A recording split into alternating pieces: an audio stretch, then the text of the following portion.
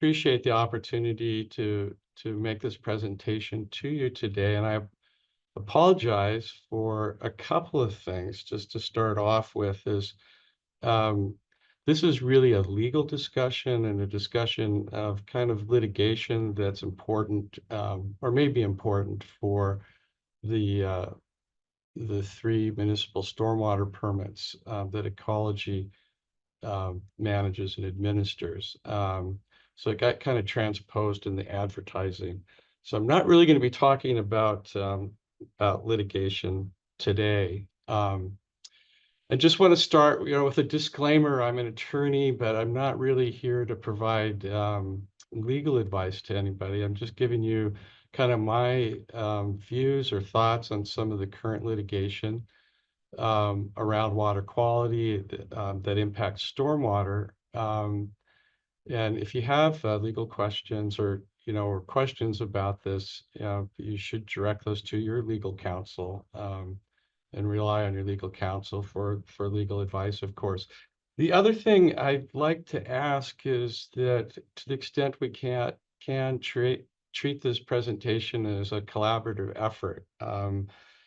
Please ask questions and please do not hesitate to chime in if you feel there's something that needs to be corrected or you have any concerns about any interpretations or spins that I'm providing on things. I'm not the be all and end all on this, and would really welcome that kind of participation and collaboration today. To the extent I can provide useful information, that would really help. I want to make this as productive for you today as possible.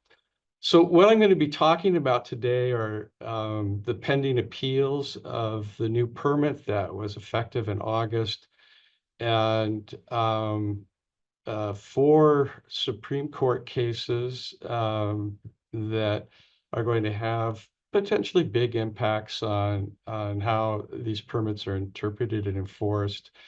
And then there were questions about PCBs. I've tried to decipher the questions, so I've got something to present on that. But that in particular, let me know if that's responsive, if you have questions about the information I'm providing. The other apology is there was a question about stormwater maintenance agreements and real property covenants, and I apologize. I just didn't have time to delve into that to the level that I felt I could comfortably speak on.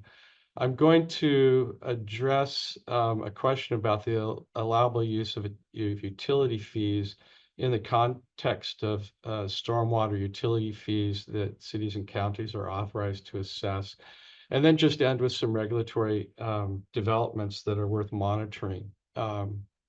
So in general, it's my impression that the municipal stormwater general permits that Ecology issues are in a fairly stable posture in terms of litigation or challenges to the permits. There's been a lot of litigation over the prior permit and the permit before that. This time around, there are really just 2 appeals, and they're fairly narrow in the issues that they're presenting. And, I guess there's actually 3 appeals. Puget Soundkeeper Alliance challenged the Western Washington Phase 2 permit and the Phase 1 permit. But their issues are really just strictly limited to 6 ppdq QAnon. And I found 3 of the issues. I think there's actually 4 issues, but and it's all permutations of whether the permit meets ACART, all known and reasonable technology to achieve or technology, whether it satisfies the maximum extent practicable standard that's applicable under the Clean Water Act to municipal stormwater, and whether the provisions will cause a degradation in water quality standards. And there's a 4th issue, which I don't have here.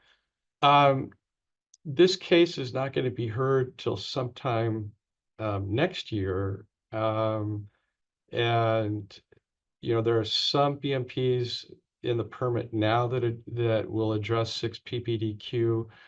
And ecology, I'm not tracking it, but just looking at it, appears to have a very robust work group and effort to evaluate best management practices for this substance. And it's kind of a head scratcher, because I suspect if Puget Sound Keeper Alliance appeals to any extent on their appeal, it's going back to an agency that's going to have a much better idea of how to manage 6P PDQ in terms of best management practices.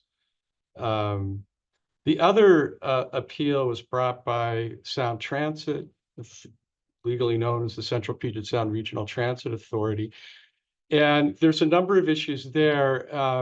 The basic issue is including them as a secondary permittee for their rail lines. And so there's a couple of permutations about this. And there is something to note. There's an actual challenge to the Stormwater Management Manual, references and discussion about light rail and elevated tracks as pollutant generating surfaces. And I can see in the issues that ecology is challenging the ability to challenge the manual in the context of a permit appeal. Be interesting to see how that plays out, because we have no ability to appeal a stormwater management manual when it's issued. It's not a rule that is subject to review in court or before the Pollution Control Hearings Board. But this is kind of an interesting issue to watch. It's also an issue for other railroad operators in the state of Washington, some of whom are being regulated under stormwater utility fees, and are always trying to understand what their liability is for coverage under the Industrial Stormwater General Permit. But it's kind of a little area of stormwater regulation that has not received as much focus and may be coming into focus in the future. So those are the two appeals of the current municipal stormwater permit. So I'm going to move to some of the federal litigation going on. And the first one I want to discuss is the City and County of San Francisco versus EPA. The permit at issue is administered by both the Regional Water Quality Board with a near shore or a near shore outfall, and then issued by EPA jointly, because there's a further offshore outfall. It's more than 3 miles from shore. So that's how EPA gets into it. And in this one, the U.S. Supreme Court granted review. The shorthand for that is cert granted, and you'll see that in the next case I'm going to discuss. An oral argument was before the court. It was conducted in October of this year. So jumping to the last point, we can expect a decision from the court before July 25 or sooner, but the court tends to make rulings on all pending cases by the end of the term in June.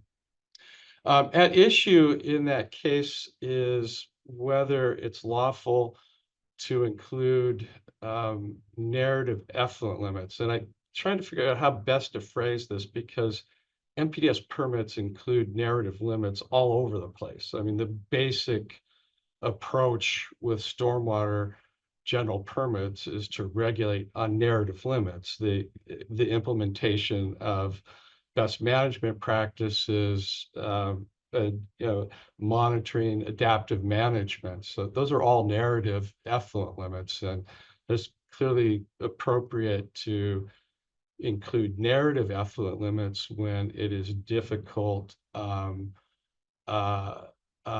problematic to derive numeric water quality-based effluent limitations. And you see that throughout stormwater permitting.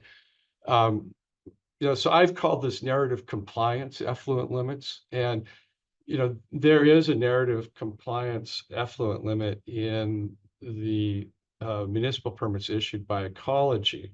So I've got the one from the phase 1 permit. This permit does not authorize a discharge, which would be a violation of Washington State surface water quality standards and other applicable standards. And so in this case, San Francisco challenged whether it's lawful for EPA to issue a permit with this type of narrative compliance standard rather than telling the city and the county specifically what they need to achieve to be in compliance with water quality standards.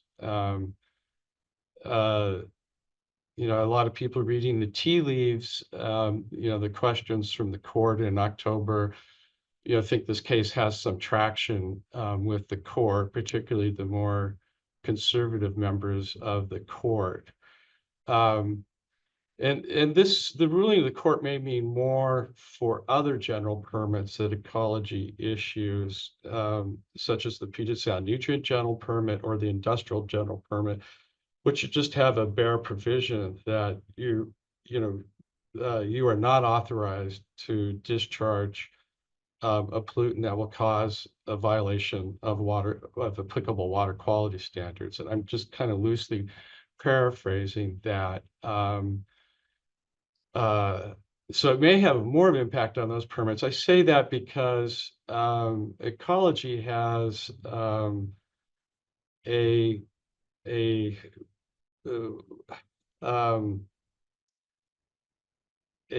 slightly different approach, well, it gets a dramatically different approach with this compliance with standards provision in the municipal stormwater permits, because it's not directly actionable if you are get information that your stormwater is causing a violation of water quality standards. You have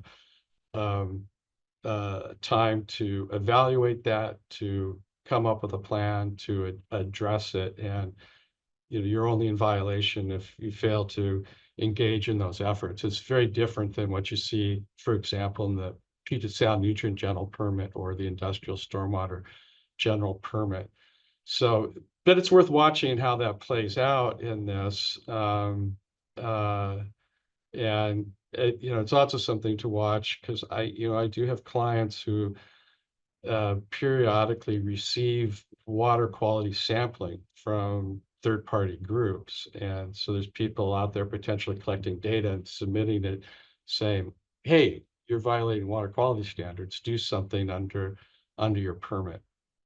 That's just something to watch down the road on that. The other one that is worth watching is the Port of Tacoma versus Puget Soundkeeper Alliance case. And this arises out of a citizen suit by Puget Soundkeeper Alliance against the Port of Tacoma and the West Sitcom terminal.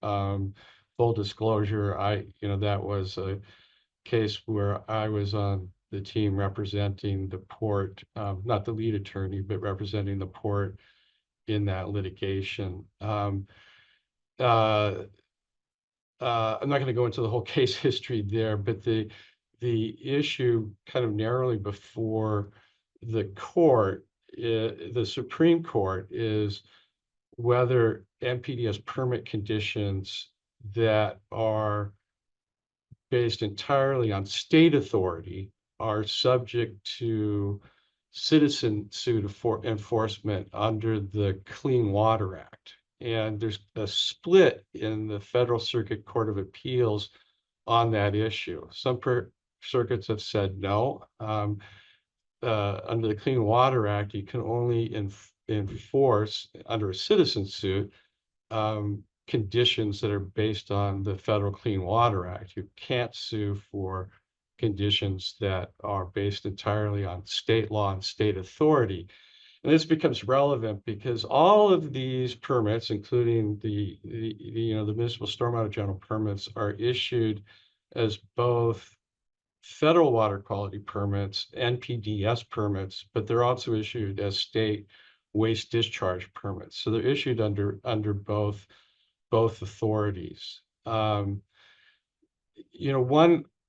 singular feature of the municipal stormwater permits is that ecology appears to have made a very clear distinction between what authority they're relying on. So an example, condition S2B provides that discharges to groundwater is not subject to regulation under the Clean Water Act or authorizing this permit only under state authorities. Now, with the Ninth Circuit precedent that's on appeal to the U.S. Supreme Court, that doesn't make any difference in terms of a citizen suit. By the Ninth Circuit's ruling, any condition in an MPDS permit, regardless of the underlying authority for the condition, is subject to citizen suit enforcement.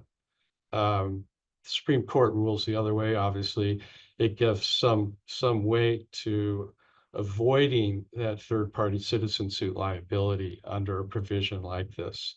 And so the process to get before the court is to file what's called a writ of certiorari, which is your petition or application for review.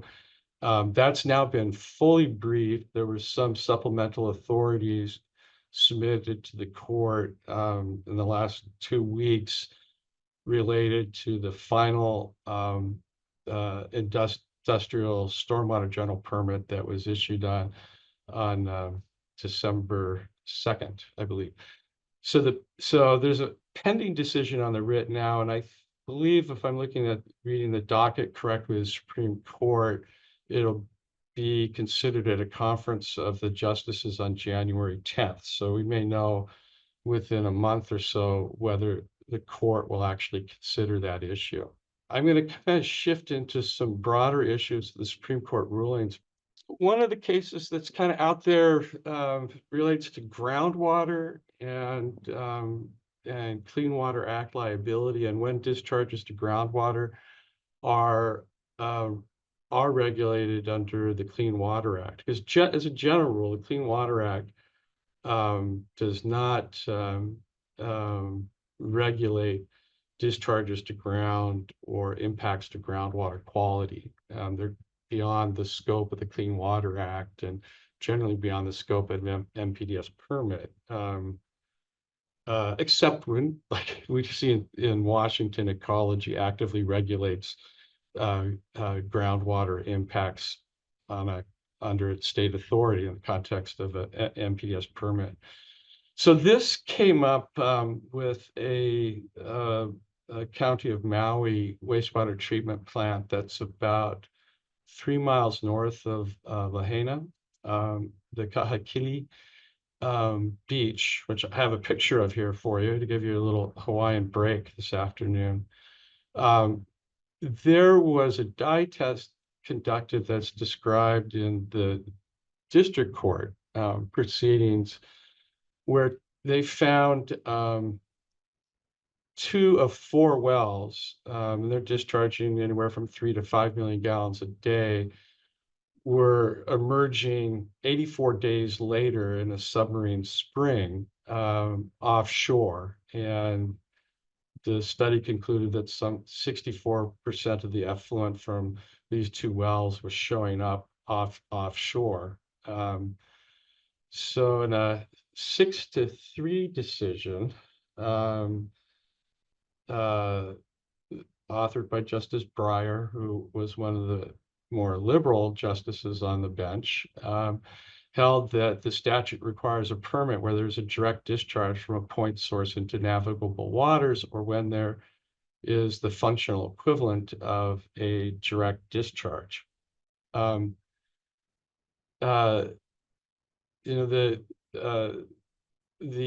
majority opinion of the court also provided a set of factors to evaluate that ruling. And I included on this slide just a screen capture of Google Earth that shows, the sewage treatment plant relative to the shoreline.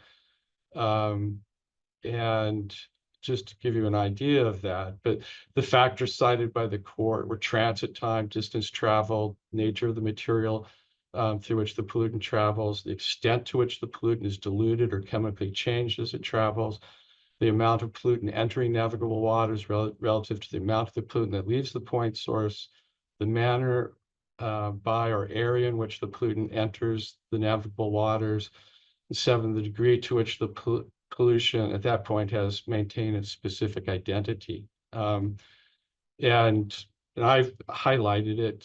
This is all just cut and pasted from the majority opinion. Time and distance would be the most important factors in most cases, but not necessarily every case.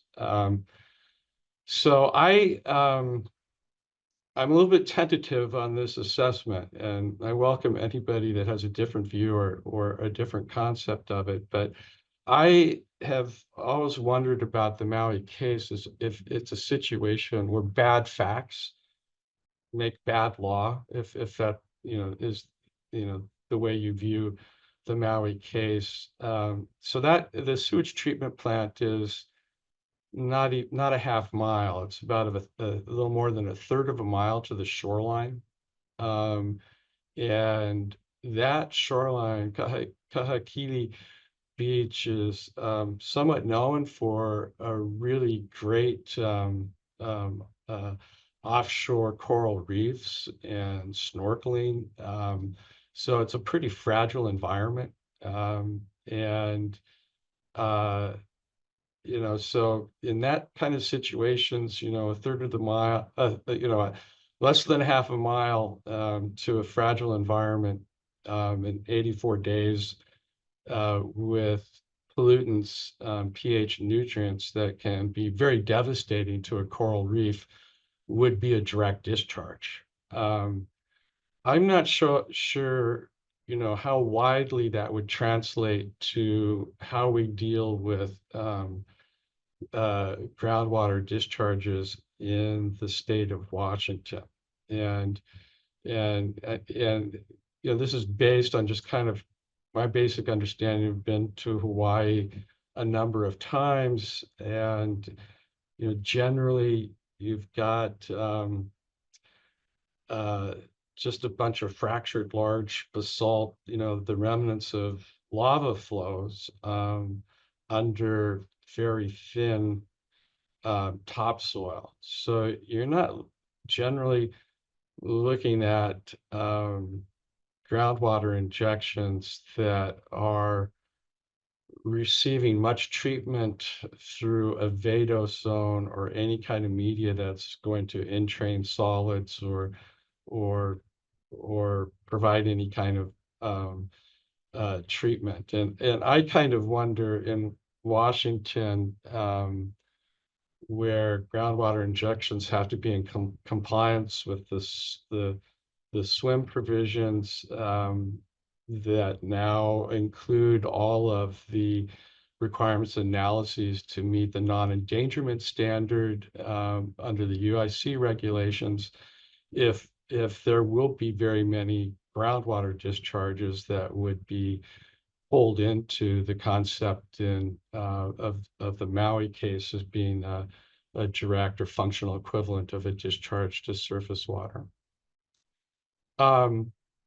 The next case I want to talk about that gets a lot of attention and questions is the Loper case.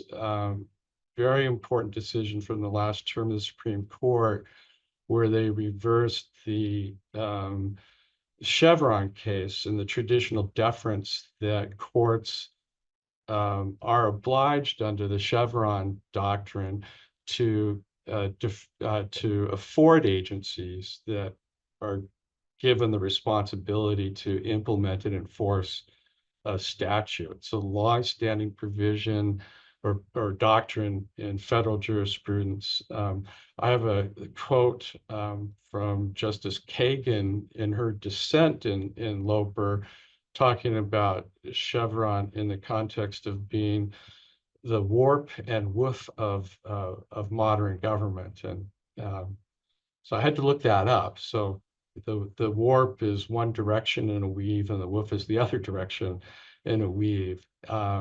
But it really is something that's been part of our jurisprudence for a long time. And it's not really clear to me how a court goes about evaluating regulatory interpretation without some reliance on deference to an agency. But we'll see how it works out. It's likely to have impact in, litigation, challenging agency actions on the federal level. It may very well play out in that San Francisco matter I was just discussing. There's currently a challenge in federal court in the DC Federal District Court on the EPA human health water quality criteria. It's likely to play out in that case.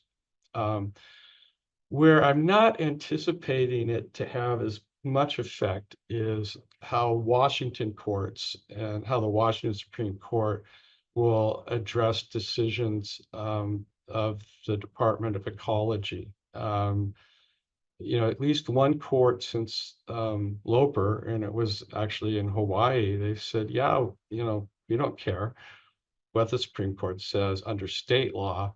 We're going to continue to provide that deference to agencies, which kind of makes sense that you do that. It's kind of maybe somewhat ironic to me is that the Maui case was decided without any application of Chevron, even though Chevron was in force at that time. And, Justice Kagan signed on the majority there. I think in good faith, Justice, Breyer, writing for the majority, said, well, the Solicitor General, Department of Justice never asked us to apply Chevron.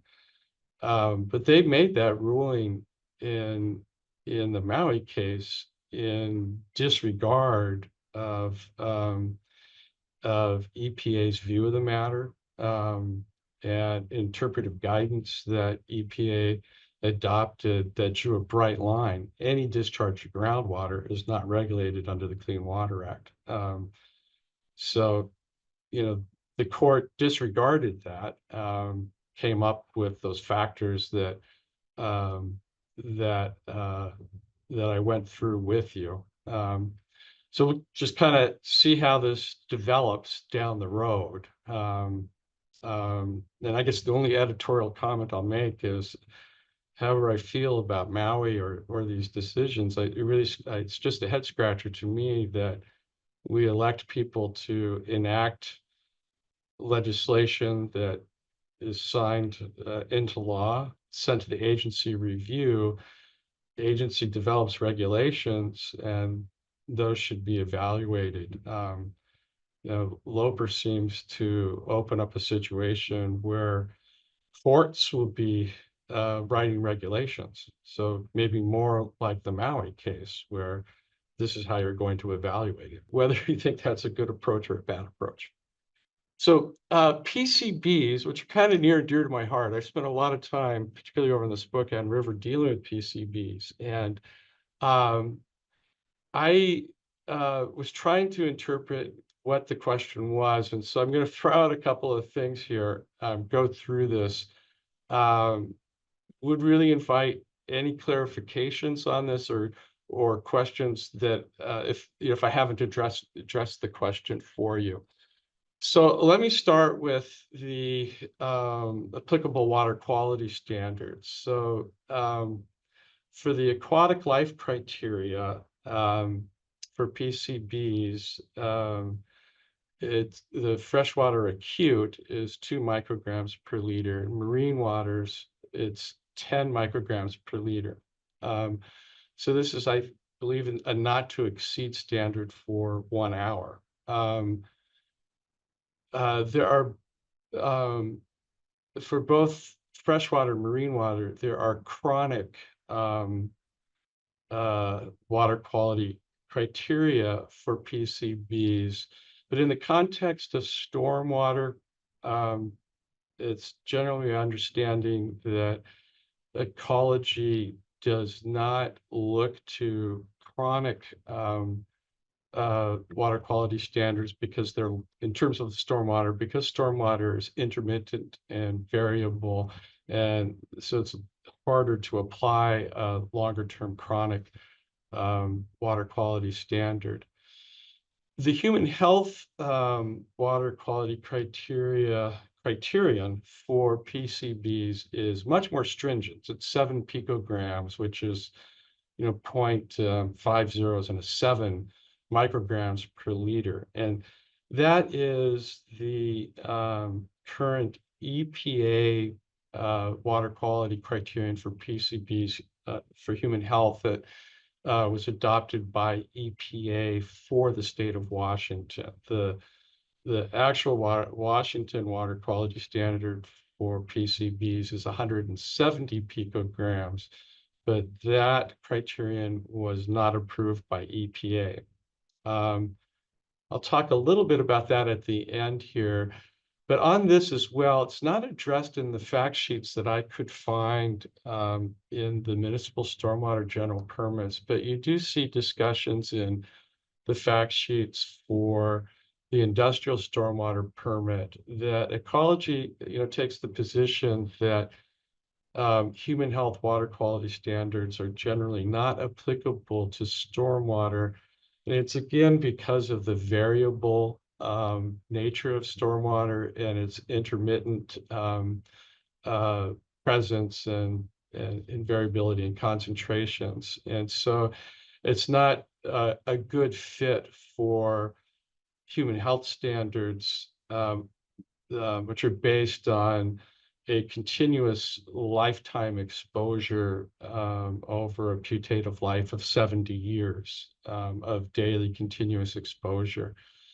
So I'm not exactly sure how relevant that whole development will be for the municipal stormwater permits. I also include the cleanup standards for soils and solids under 2 provisions. One is the Model Toxic Control Act, the Category A, all exposure, and also the source control standard for the lower Duwamish waterway. And so they're expressed as 1 kilogram, 12 milligram per kilogram, or 130. I'm not exactly how to read that. 130 micrograms per kilogram. And I just point that out because my understanding in the context of the municipal stormwater permit, we're looking at PCBs in terms of building material, and we're looking at them in terms of source control efforts by sampling solids in catch basins. So it's kind of important to keep that in mind. When looking at PCBs, the issue, really important on consideration of that is what test method you're using and the detection levels for PCBs under the different methods. And so there's currently only one PCB test method that's approved under the Clean Water Act. And it's 608.3. I think technically there's 2, but nobody ever talks about the second one because it has detection levels that are so high, it never even comes up in conversations. But 608.3 is an aerochlor test. So PCBs, describes a class of chemicals. There's 209 different congeners of PCBs. Aerochlors were manufactured by Monsanto, so it's a combination of different congeners for each aerochlor, and those were widely used in industrial equipment and manufacturing until the manufacturing of PCBs was banned in the late 70s, and the sale of PCBs was phased out a couple of years after that. So, the water quality standards, the health standards, is based on concerns about carcinogenicity, if that's the right term, the toxicity of the PCB congeners in those aerochlors, and that's what that test method goes after. And just one note on that, so those aerochlors were out there, and in the permit, there's specific reference to buildings that were constructed within a time frame that aerochlors were on the market and made their way into painting and caulking materials.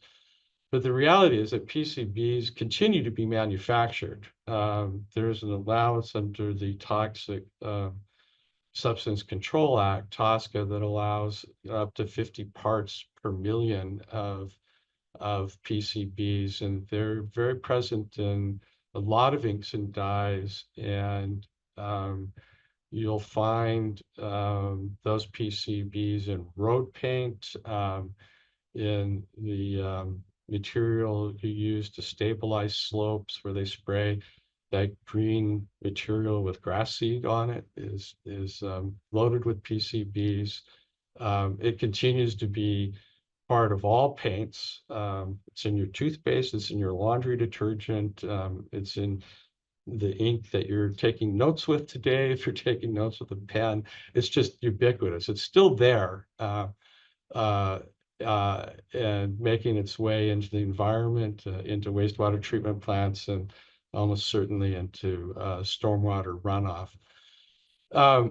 There is another test that's more widely used in RCRA, hazardous waste cleanup and management, 8082A, which is not approved under the Clean Water Act for compliance. And this is where somebody should hit that comment button.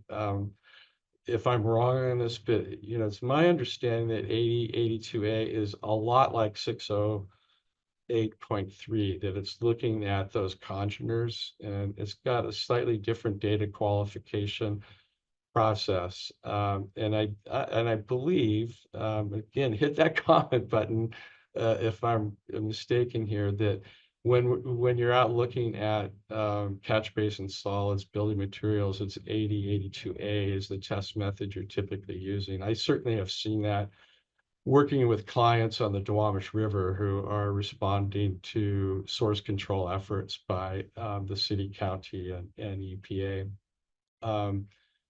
Another test method out there is 1668C, which has not been approved by EPA. It's been rejected a couple of times, and I suspect it'll never go forward to approval. It's a high-resolution test method.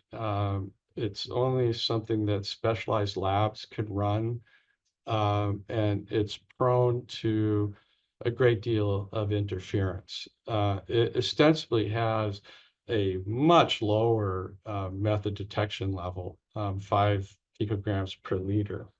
That test method is widely used on the Spokane River. All the MPDS permits there that require monitoring using that test method, as do the 3 permits in Idaho that are administered by Idaho DEQ. New on the horizon, and it's out right now for public comment, is a new test method, 1628.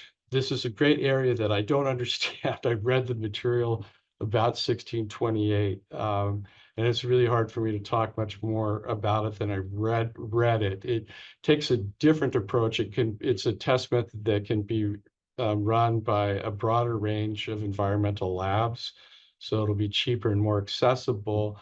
It looks at a subset of specific congeners, but can, through the test method analysis, come up with estimates or values for all 209 congeners. It's hard for me to quite decipher the method detection level for 1628. It is, as I understand it, it is set by congener. And it just seems to me, and I've got a question mark around this, it's around a nanogram. So it's going to be much more sensitive than it's going to be a bit more sensitive than test method 608.3.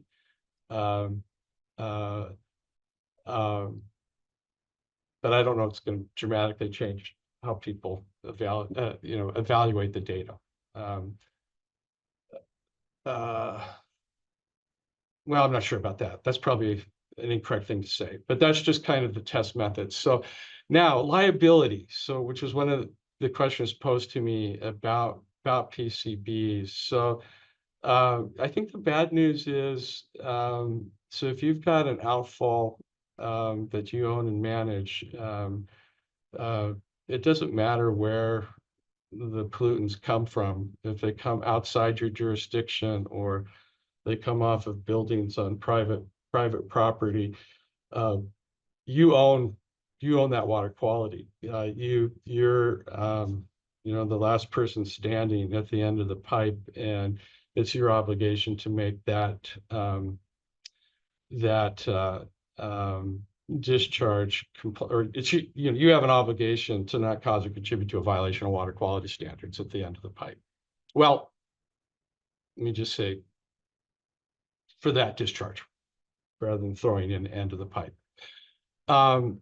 So one thing to keep in mind about this is I would doubt that PCBs, that are discovered in building material, or even PCBs that are found in catch basins, necessarily translate into violations of water quality standards. Not all of the PCBs in that building runoff are going to be discharged at the end of the pipe. The fact that PCBs are collecting at the end of, are collecting in catch basin does not mean that PCBs are in the effluent. It might be a really strong indication of that, but there's no data to establish that. So, the liability's there. I'm just not sure that data is present to establish that there's any violation or any actual liability. I should say the potential liability is there, but I'm not sure that there's actual liability. Let's go to the use of utility fees. And so I'm just going to talk about the authority the legislature granted for stormwater surface water management fees. And so it's provided by statute that a utility can be established and fees can be assessed. And there's a lot of municipalities that are doing this. Under this section of the statute, which is maybe hard to read, the operative language is in Part 4, which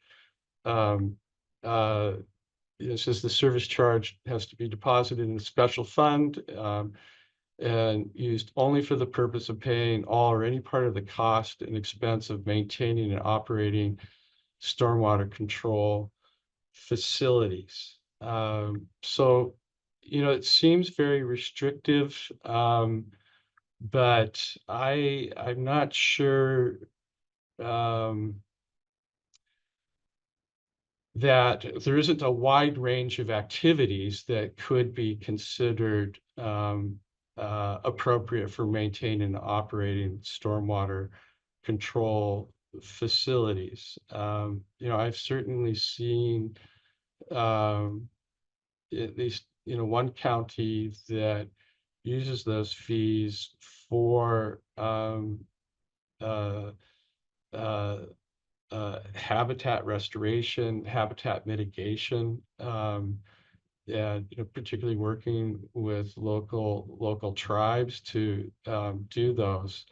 Um, I can't say that those are beyond the cost of maintaining and operating a stormwater control facility, because you um, if it's appropriate to mitigate the impacts, I think that falls within that.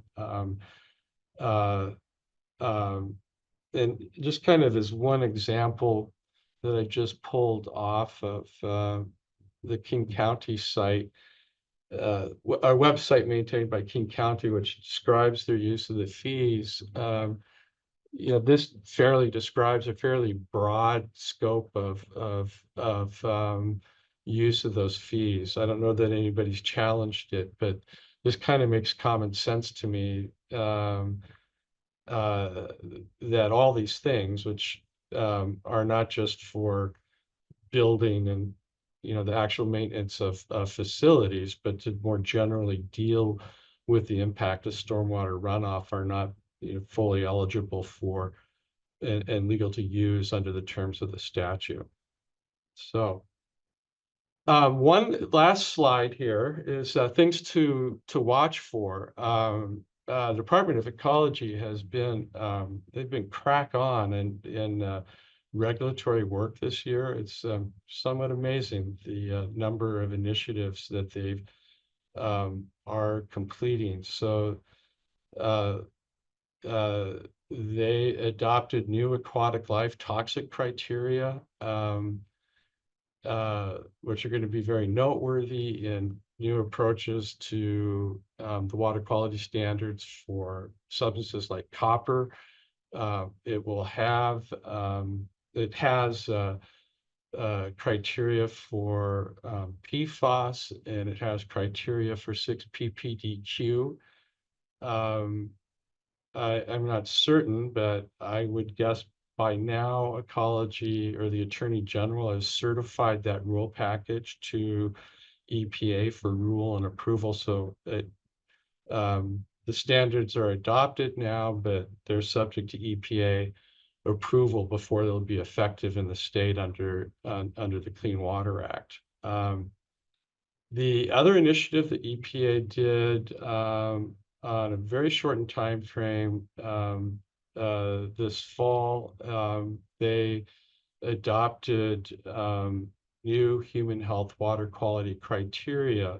And in that rulemaking, Ecology withdrew all of the 2016 human health water quality criteria that EPA disapproved, and adopted all of the EPA human health water quality criteria for those chemicals. So, for example, the PCB criterion of 170 picograms per liter is replaced in this rulemaking with 7 picograms per liter, which is the EPA standard. And I assume as well, if it has not already happened, it will happen soon, that EPA will certify that to EPA for approval. The other major undertaking that Ecology completed this year is the natural conditions rulemaking.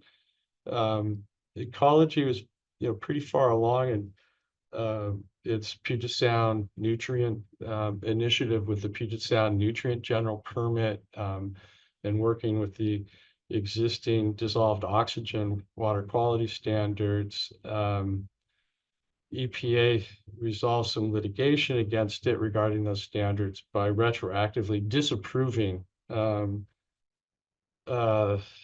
the natural conditions allowances in the standards for DO, pH, and temperature, which led ecology to develop this performance-based approach to natural conditions. And the rule consists of both regulatory text rule that'll appear in the Washington Administrative Code, but it also incorporates by reference a guidance document. And so it's my understanding of the process at this point is that ecology completed the rulemaking, but it is going to be going back out with a new draft of the guidance document in the spring, taking public comment, engaging in a public participation outreach process, and finalizing that guidance over the summer. Once that's done, that package will be submitted to EPA for approval. The final thing, just to watch for, just announced last week or within the last 2 weeks, EPA has proposed new test methods for approval under the Clean Water Act for PCBs, and that's the test method 1628. And my understanding of that rulemaking is that EPA will be withdrawing test method 608.3. So the test method approved under the Clean Water Act will be 1628. I guess that behooves me to know more what the test method actually is. And we will see water quality, Clean Water Act approved test methods for 6 PPDQ and PFAS. And so we can kind of expect as data is collected, not so much under these municipal stormwater permits, but under the industrial stormwater permit and new wastewater facility individual MPDS permits, as they're collecting data on PFAS, you may see in the next permit cycles, start to see reasonable potential analyses using the data and maybe deriving numeric water quality based effluent limits. So that's all I have. And I open it up to any questions that you have. Thanks very much.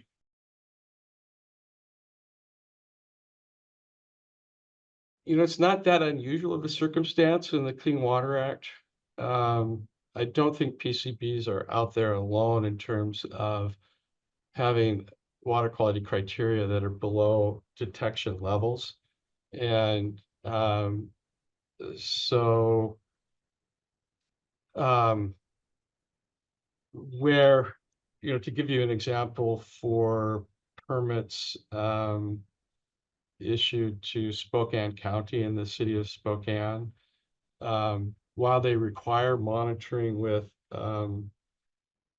test method 1668.3 on a quarterly basis, compliance is based on the only approved test method, which is 608.3.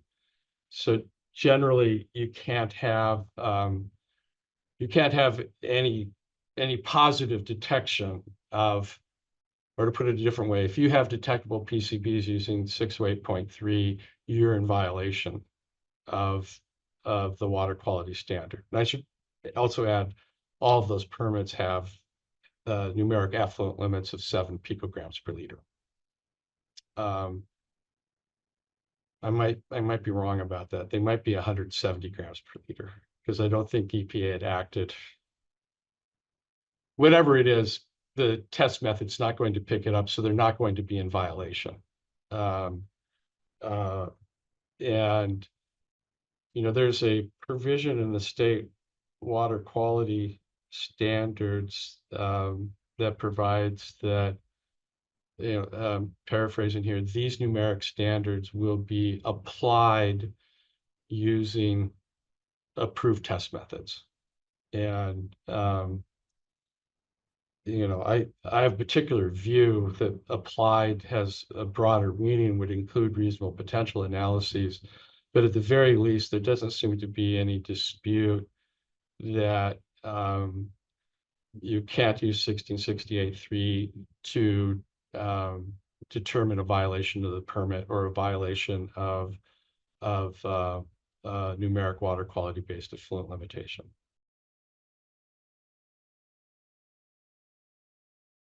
Well, so yeah, so in terms of a violation of the permit or that's what a violation of permit, a violation of water quality standards. Yeah. It's not a violation of water quality standards to have PCBs in the solids in your catch basin. Okay. That is not regulated in terms of a limit. Um, Okay. uh, when you pull that stuff out of the catch basin, Yes. there is liability as to how you manage that material, Mm-hmm. but that's true for any catch basin cleaning, any kind of Yeah. soils or stuff you pick up. But just because there's PCBs in the catch basin does not mean you have PCBs in your effluent.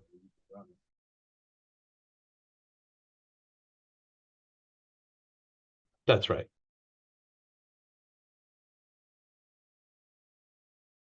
Yes, in terms of solids, that would definitely be the case. You'd need actually monitoring data, or somebody would need monitoring data to say you're violating water quality standards. And, and also just to step back from that a little bit is, in my practice, I think about that liability. I think about that in terms of third party litigation. Clearly, if you have PCBs in the catch basin, and the reason that it's typically done as for source control efforts, you have a problem that needs to be addressed. And I don't want to gloss over that. I mean, it's an important finding that you need to react to, but in terms of liability under the Clean Water Act, it doesn't establish liability.